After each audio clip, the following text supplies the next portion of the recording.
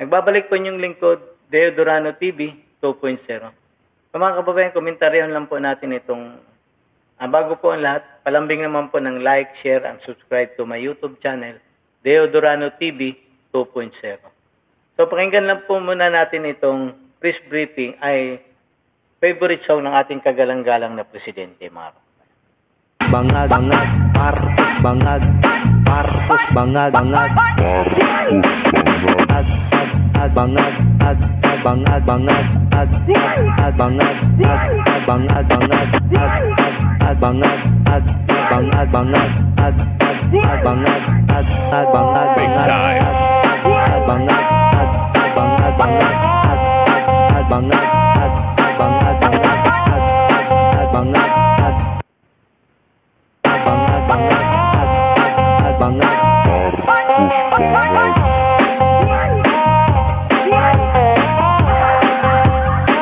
Yan po ang favorite song ng ating kagalang-galang na presidente, mga kababayan.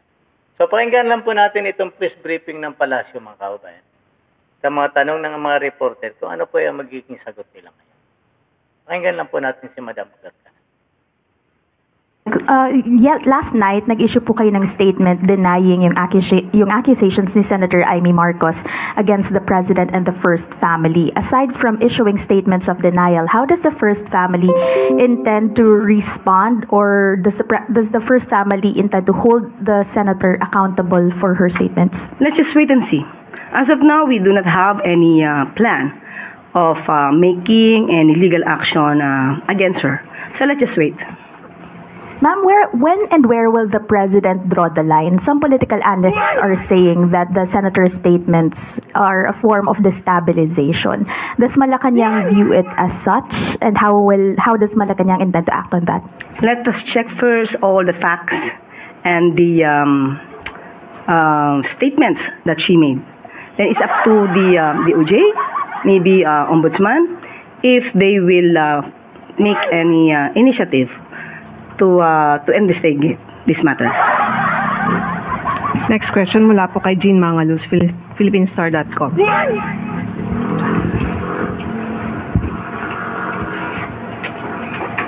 Good afternoon. So the shakeup with the economic managers comes in the last stages of the budget deliberations.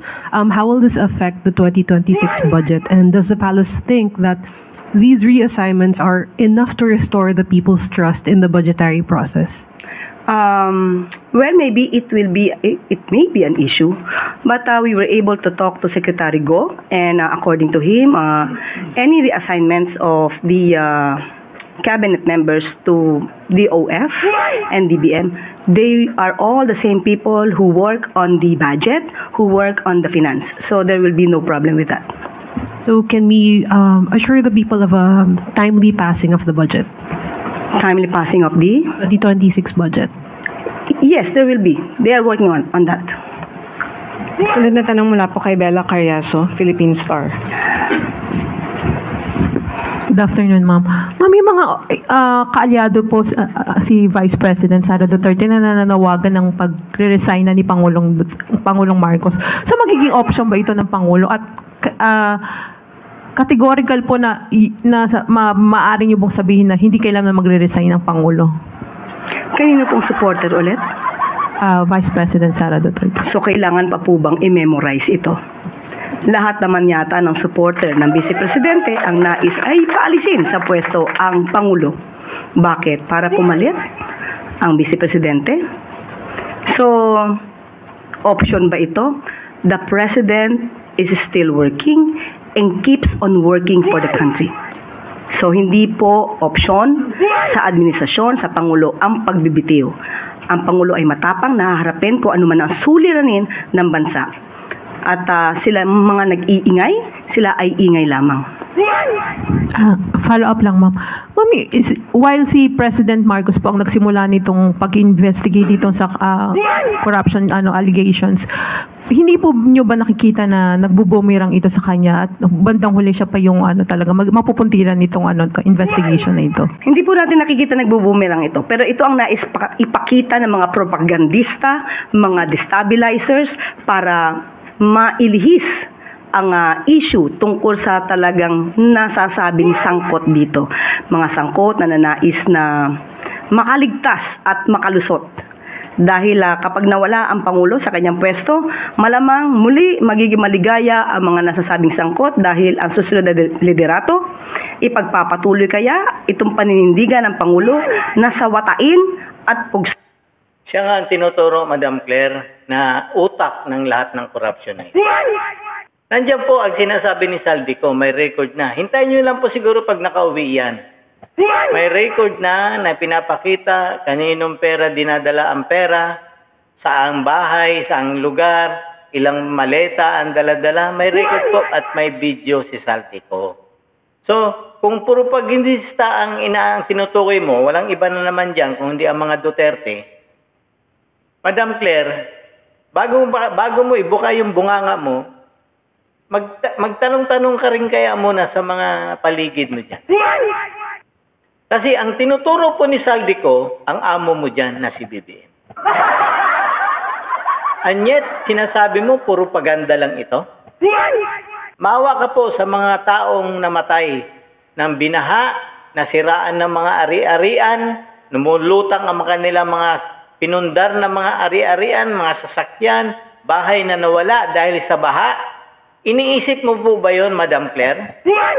Hindi mo iniisip yun. Kasi ikaw, maganda ang buhay mo dyan, kumikita ka, sumisweldo ka ng pera ng bayan. Diba po, Madam Claire? Pero hindi nyo naisip na yung biktima ng bagyo, lindol, na lumulutang sa baha ang kanilang mga ari-arian, nawala ang kanilang bahay, may mga buhay na nagkandamatay. Ngayon kayo, propagandista pa rin ang nasa isip ninyo, mga Mr. Yusek Secretary Claire Castro, Miss Yusek Secretary Yusek Castro, propaganda pa rin.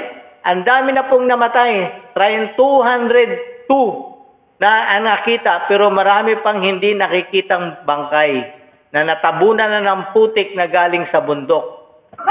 Yan ang tandaan mo, Madam Claire Castro. Mga biktima po yan ng flood control na di umano na pinagmamalaki ng presidente mo na 5,500 na tapos na at marami pang gagawin. Ngayon, sasabihin mo, propaganda lang. Doon mo sabihin yan sa mga namatay na biktima ng baha, mga Miss Castro. Yan ang nakakalungkot lang at hindi mo lagi mong sinasabi, kalaban sa politika lang ang may gawa niyan.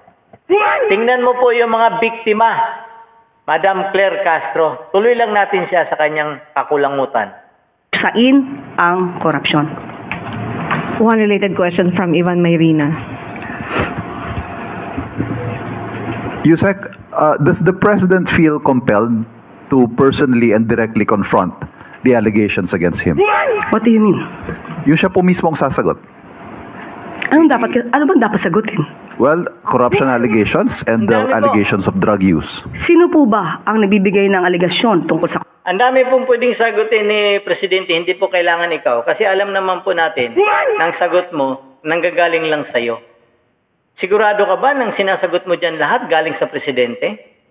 Madam Claire, ang dami na pong akusasyon. 100 billion pesos na insertion ng Presidente. Di umano, ayon kay Saldico, 100 billion pina-insert, inutusan si Pangandaman ng Presidente na mag-insert, tumawag kay Saldico si Pangandaman at kinonfirm ni Pangandaman kay Bersamin, Yusek Bersamin.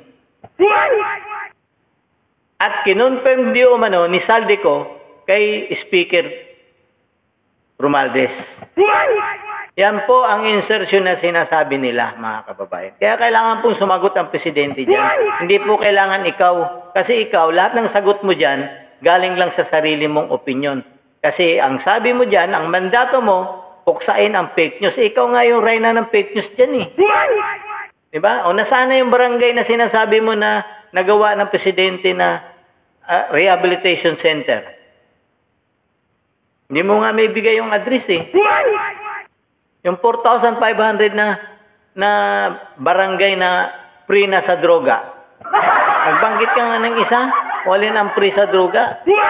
Di ba nakakalungkot po mga kababayan? Pinagluloko po tayo nitong aso ng Malacanang na ito.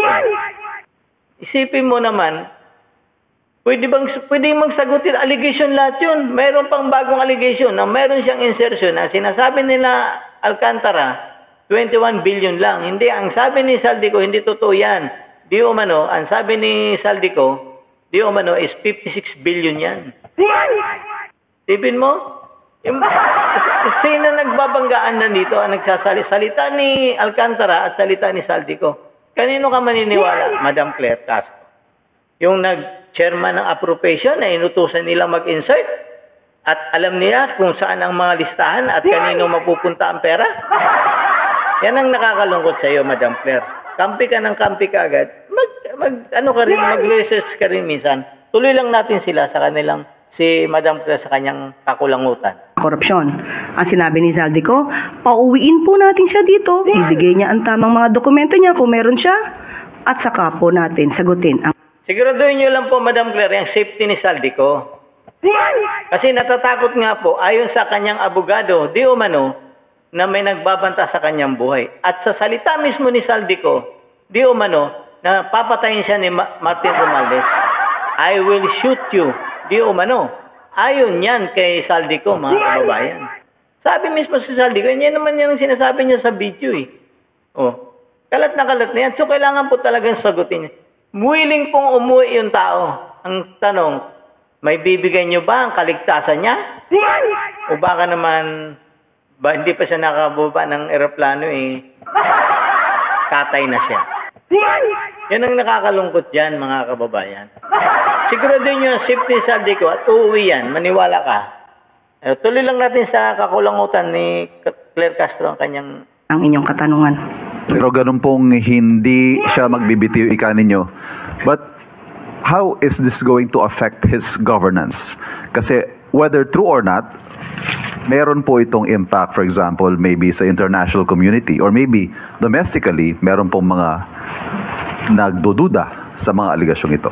Ang mga magdududa lamang dito ay yung hindi gagamit ng kanilang isipan para alamin ang katotohanan. Matagal ng issue ang mga binabato sa Pangulo. Ito ay napasinungalingan na natin. Nagkaroon na po ng resulta na galing sa St. Luke's about the drug test. At yun, mga kababayan. Totoo ba yung sinasabi niya na may resulta po ng drug test? Kasi ang kasama po ni BBM doon, si Vic Rodriguez. Yung assistant niya po, yung campaign manager noon. Ngayon po, mga kababayan, testify po ang doktor na nag-check kay BBM ng St. Luke's.